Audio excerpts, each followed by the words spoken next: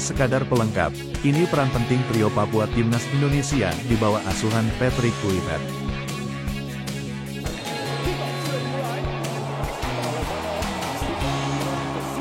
Hanya tersisa 1 bulan lagi bagi 6 tim yang akan bersaing di putaran keempat kualifikasi Piala Dunia 2026 zona Asia. Di grup B, persaingan ketat akan terjadi antara Timnas Indonesia, Arab Saudi, dan Irak. Di putaran keempat kualifikasi Piala Dunia 2026 zona Asia, Timnas Indonesia dijadwalkan lebih dulu menghadapi tuan rumah Arab Saudi pada tanggal 8 Oktober tahun 2025 di Stadion Al-Inma, King Abdullah Sports City, Jeddah. Pertandingan berikutnya adalah pertemuan Timnas Indonesia melawan Irak pada tanggal 12 Oktober tahun 2025. Kemudian, persaingan diakhiri dengan pertandingan antara Arab Saudi melawan Irak pada tanggal 14 Oktober tahun 2025, yang akan digelar di stadion yang sama. Baru-baru ini, Timnas Indonesia telah menjalani 2 laga uji coba, masing-masing melawan Chinese Taipei dan Lebanon. Pelatih Patrick Kluivert terus mematangkan persiapan timnya dan menguji kemampuan para pemain. Ada yang menarik dari skuad Timnas Indonesia, yaitu keberadaan trio pemain asal Papua. Siapa saja mereka?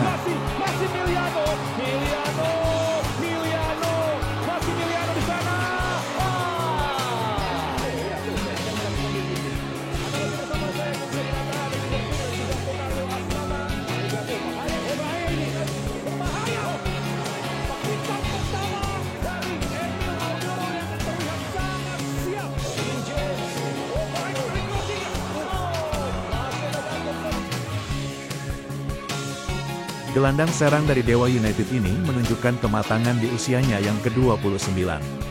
Pemain asal Sorong, Papua, ini menampilkan performa gemilang yang menjadikannya pilihan utama Patrick Kluivert untuk memperkuat lini tengah Timnas Indonesia. Sepanjang karirnya, Ricky Kambuaya telah mencatatkan total 41 penampilan bersama Timnas Indonesia, dengan torehan 5 gol. Ia sempat kesulitan mendapatkan tempat di skuad utama Garuda saat era kepelatihan Sintayong. Namun, kedatangan Patrick Kluivert memberinya kesempatan bermain saat melawan Bahrain pada bulan Maret tahun ini. Sejak saat itu, Kambuaya selalu bermain melawan China, Jepang, dan yang terbaru melawan Lebanon.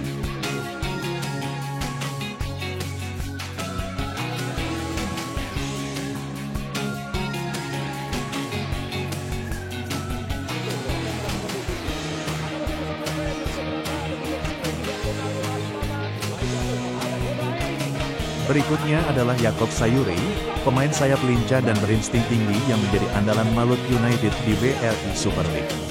Musim lalu, ia menjadi bagian penting dari keberhasilan Malut United yang finish di posisi ketiga klasemen akhir. Pemain berusia 27 tahun asal Kepulauan Yapen ini telah mengoleksi 28 caps dan mencetak 3 gol.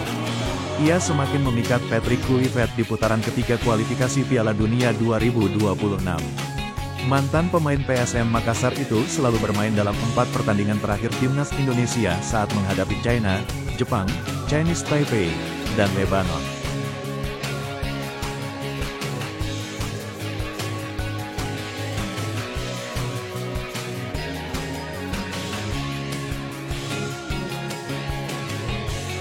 Terakhir adalah Yance Sayuri, saudara kembar Yaakob Sayuri. Sama seperti Yaakob, Yance juga merupakan andalan yang sulit digantikan di Malut United. Yance Sayuri mulai sering mendapatkan kesempatan bermain untuk Timnas Indonesia di bawah asuhan Patrick Kluivert. Pemain berusia 27 tahun ini sebelumnya kurang mendapat perhatian dari Sintayong. Kluivert, yang terkesan dengan kecepatan dan permainan agresifnya, memberikan Yance Sayuri menit bermain dalam 2 pertandingan. Ia dimainkan secara penuh saat laga di Jepang pada penutupan putaran ketiga kualifikasi Piala Dunia 2026. Selanjutnya, ia bermain lagi selama 15 menit saat pertandingan berakhir imbang 0-0 melawan Lebanon.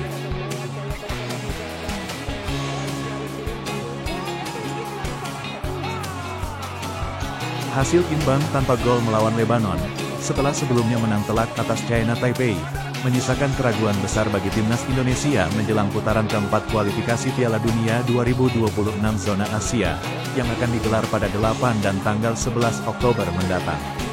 Dua pertandingan FIFA Matchday yang diadakan di Stadion Gelora Bung Tomo, Surabaya, Jawa Timur, setidaknya memberikan gambaran mengenai kekuatan skuad Garuda sebelum mereka bertemu dengan Arab Saudi dan Irak. Khusus saat melawan Lebanon, skuad besutan Patrick Kluivert diturunkan dengan kekuatan penuh, termasuk dua penyerang naturalisasi baru, Emiliano Jonathans dan Mauro Zelstra. Namun, mereka tidak berhasil memenangkan pertandingan meskipun dominan dalam penguasaan bola. Jika Lebanon saja tidak bisa dikalahkan di kandang sendiri, bagaimana timnas Indonesia akan menghadapi Arab Saudi dan Irak nanti? Terlebih lagi, Arab Saudi akan menjadi tuan rumah. China Taipei jelas bukan lawan yang sepadan, dan susunan pemain yang diturunkan oleh Patrick Kluivert sangat berbeda dengan saat melawan Lebanon. Laga pertama yang berakhir dengan 6 gol tanpa balas itu jelas tidak bisa dijadikan patokan. Kegagalan mengalahkan Lebanon menyebabkan banyak pihak, terutama para penggemar setia, merasa kecewa, mengingat kualifikasi putaran keempat sudah di depan mata.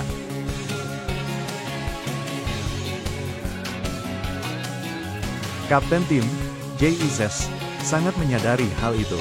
Ia pun meminta maaf karena skuad Garuda sebetulnya ingin meraih kemenangan. Tentu saja kami ingin menang. Kami hanya kurang beruntung di sepertiga akhir lapangan. Jadi, sedikit disayangkan kami tidak menang.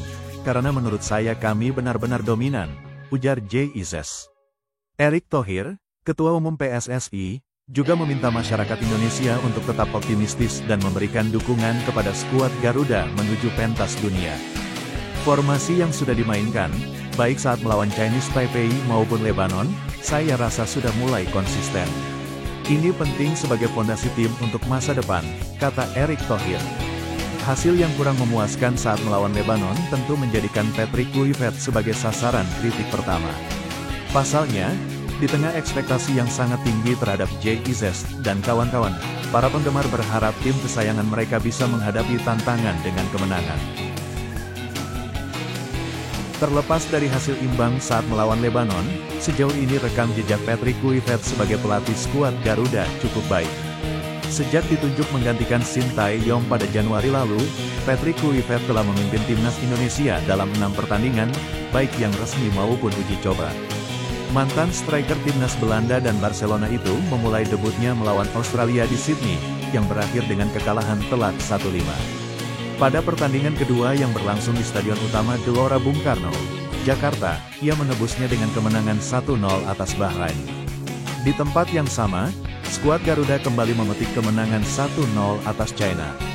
Sayangnya, dalam pertandingan terakhir putaran ketiga grup C, Indonesia harus tumbang dengan skor 6 gol tanpa balas saat berkunjung ke markas Jepang.